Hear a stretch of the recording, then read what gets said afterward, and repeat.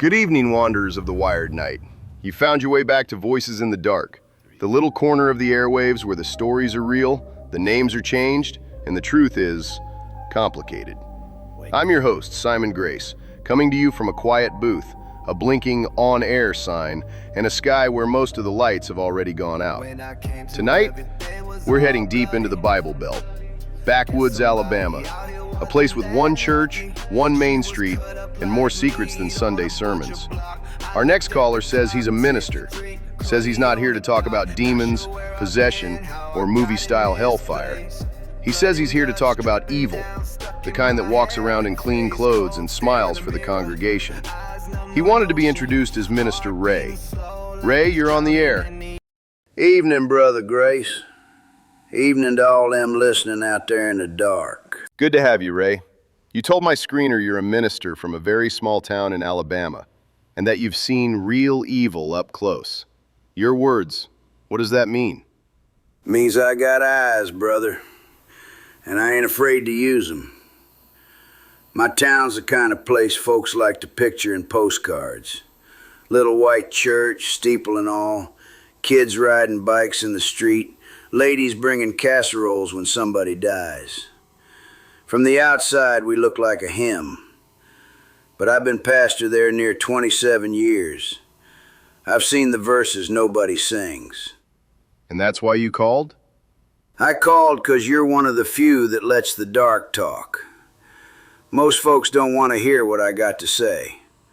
See, folks like to pretend evil's horns and red eyes. It ain't. It's a nurse with a clean uniform. It's a detective with a badge. It's a deacon holding the plate. And I watched all three of those hurt my people. What did she do? She talked like God hated certain families. Told one mama, maybe the Lord's preventing a mistake.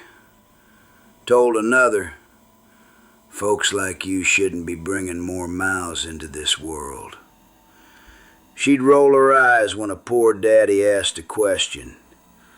Would forget to bring blankets. Forget to answer call buttons. And then there was the pattern. Pattern? Babies that didn't make it had one thing in common. They were all in her rotation. All from the same side of town, too. The side with rusted trailers and busted porches. The side of town I preach in. I started sitting with my people at that hospital, praying in the hallways, watching who came in and out. Mercy never once looked at those babies like they were miracles. She looked at them like they were mistakes. Did you go to the hospital administration? You know what they said? That tragedies happen, that numbers lie, that grief makes patterns out of nothing. So I went higher. I went to God. And God didn't say much. So I watched.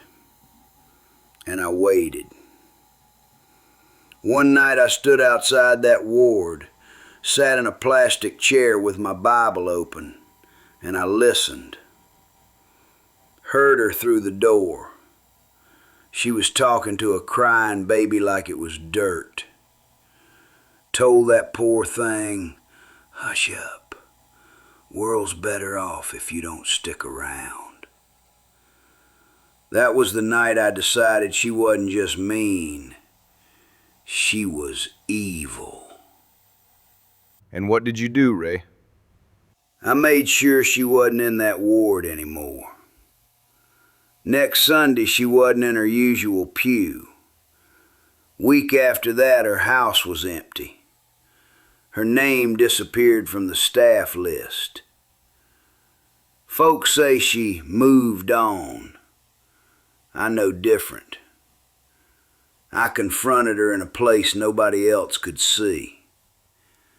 I looked her in the eye and told her God was done letting her stand between him and his children. She left town. and she ain't hurt nobody in my congregation since. All right, let's move to the second one. You mentioned a detective. Detective Jonas Keller. Big man, big talk, big shadow over the whole county. Whenever something ugly happened, a body in a ditch, some kid found hurt, strange symbols painted under the bridge, Keller was always there. And it was always the same story. Wrong place, wrong time. Drugs, lifestyle choices. Case closed. He'd laugh about it. Tell folks at the diner, world's full of bad endings, can't save everybody. But he never looked sad about it. He looked satisfied. We had a boy from my church go missing. 16. Good kid, bit wild. Helped stack chairs, played guitar at youth group. Keller said he ran off with that crowd. Case went cold in 3 days. Thing is, that boy had come to me weeks before. Told me Keller'd been asking him to keep an eye on some people, threatening him when he didn't want to. Then the boy disappears and Keller shrugs it off. So I watched him too. Saw him driving out past the county line at 2 a.m., back road that don't go nowhere but an old slaughterhouse on the edge of the swamp. Saw him with men that don't belong to no church. Saw cash change hands. Saw him taking bags out of his trunk that sure as sin weren't groceries. I confronted him one night, told him God was watching, that the blood in this county wasn't all accidents. He smiled at me right in my face and said, "Preacher, God made wolves too." He stopped smiling when he realized somebody else was listening. Who? Doesn't matter. What matters is this. After that night, he stopped taking those drives. A few days later, they said he had an accident out near the swamp. Truck in the water, no witnesses. Sheriff called it tragic. Town called it sudden. I called it correction. And the third man? The deacon. Harold Finch. If you saw him on Sunday morning, you'd think God carved him out himself. Always front row. Always the first to pray. Walked widows to their cars. Knew every hymn by heart. He also had the keys to every lock that mattered. Handled our offerings, our missions fund, our charity drives. Money started disappearing. First a little, then a lot. When I asked, he had answers. Accounting errors, unexpected expenses, blessings in disguise. Then I started hearing whispers, women telling each other not to be alone with him, teen girls avoiding his hand on their shoulder. One of my own choir members came to me in tears, said he'd been making suggestions about how she could show her gratitude for helping her family with rent. I checked his books myself, found numbers that didn't match anything we ever announced from that pulpit, found payouts to names nobody in town recognized, found one payment memo that just said, "for access." I asked him plain, "What are you buying with God's money, Harold?" He told me to mind my tone. Said if I pushed too hard, I'd lose good people over false accusations. Then he told me real soft that a man of God should know when to look away. So I looked away from him. I looked up instead, and I heard nothing. So I acted. Next month, Finch resigned for health reasons. Couple weeks later, he up and left the county. Some folks say he got a better offer in a bigger church. I know better. I met him one night in the sanctuary. Just the two of us in the stained glass. Told him God was repossessing what he'd stolen.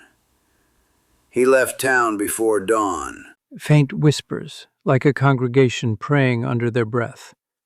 Impossible to make out words, just the rise and fall of voices. Ray, there's a sound on your line. Do you hear that? Heard it for months. Thought it was just in my head at first.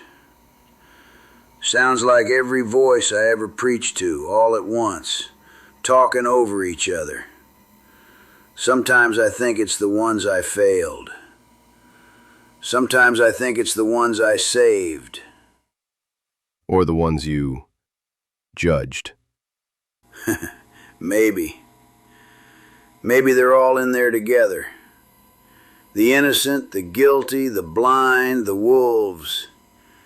Maybe God stuck them all in the same static and let them fight it out. That's not an answer. You want a clean answer? There ain't one.